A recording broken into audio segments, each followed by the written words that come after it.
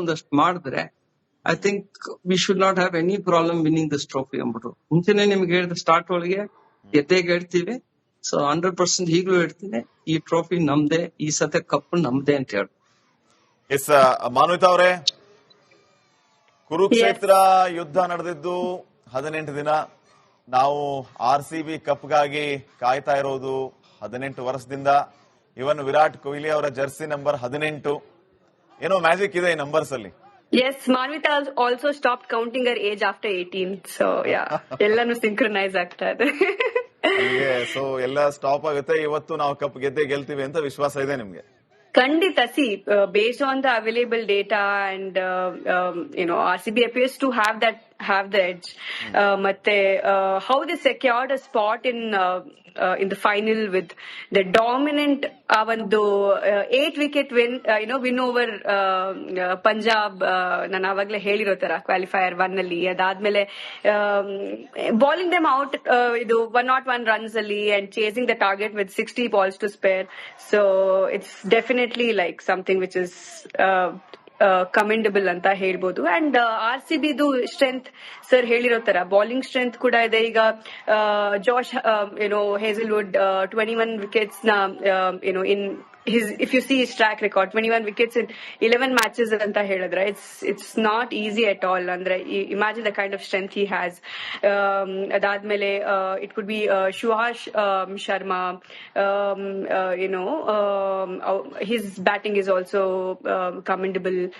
Adadmele Virat Kohli avara neevu average nodok hodre 641 runs, at an average of 55.81.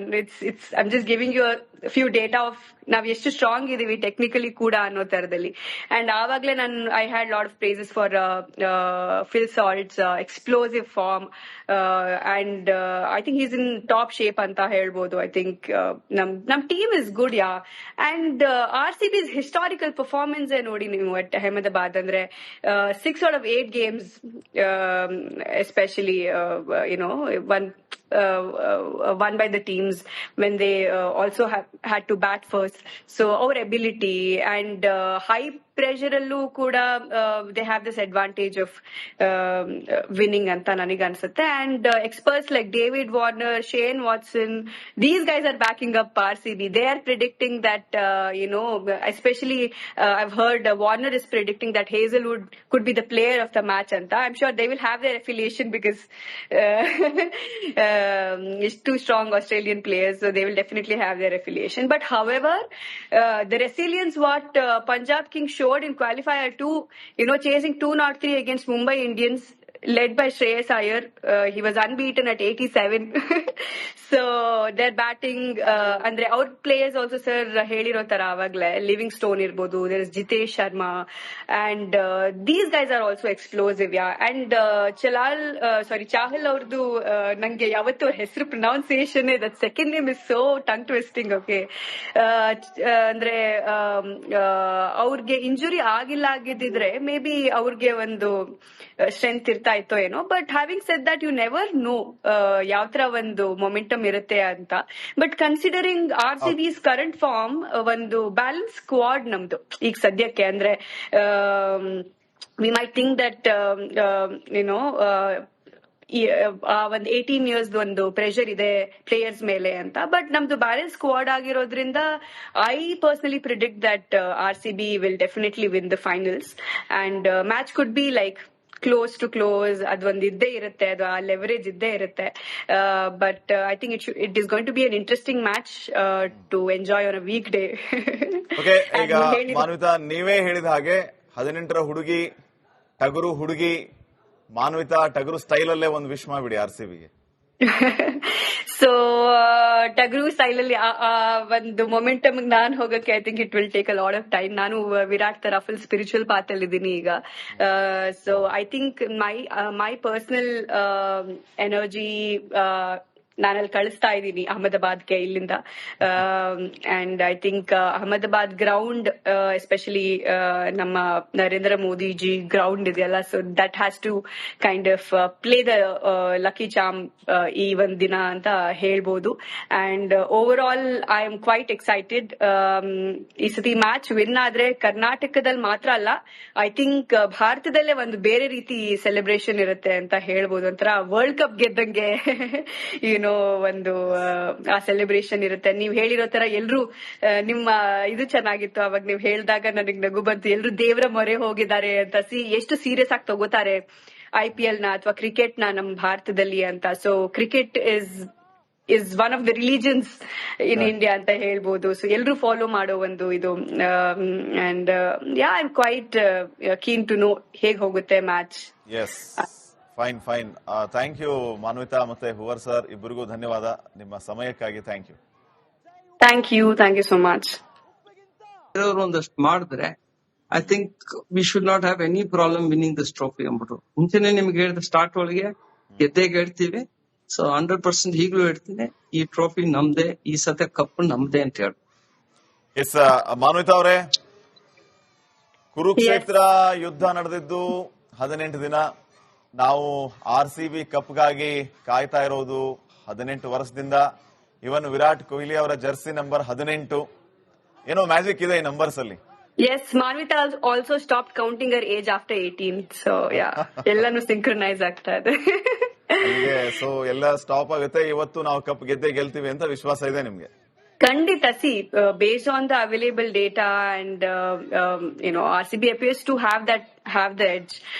ಮತ್ತೆ how they secured a spot in the final with the dominant ಒಂದು 8 wicket win over Punjab. ನಾನು ಆವಾಗಲೇ ಹೇಳಿರೋ ತರ qualifier 1 ಅಲ್ಲಿ. ಅದಾದ್ಮೇಲೆ bowling them out ಇದು 101 runs ಅಲ್ಲಿ and chasing the target with 60 balls to spare. So it's definitely like something which is commendable ಅಂತ ಹೇಳ್ಬೋದು. ಅಂಡ್ RCB ಸ್ಟ್ರೆಂತ್ ಸರ್ ಹೇಳಿರೋ ತರ ಬಾಲಿಂಗ್ ಸ್ಟ್ರೆಂತ್ ಕೂಡ ಇದೆ. ಈಗ ಜಾಶ್ ಹೇಸಲ್ವುಡ್ 21 wickets ನ ಇನ್ if you see his track record, 21 wickets in 11 matches anta helidre, it's not easy at all. Andre imagine the kind of strength he has. Adadmele it could be Shuhash Sharma.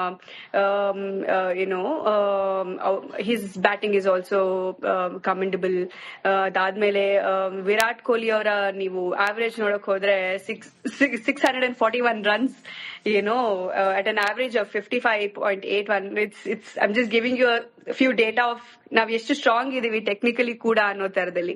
And ಆವಾಗ್ಲೇ I had lot of praises for Phil Salt's explosive form.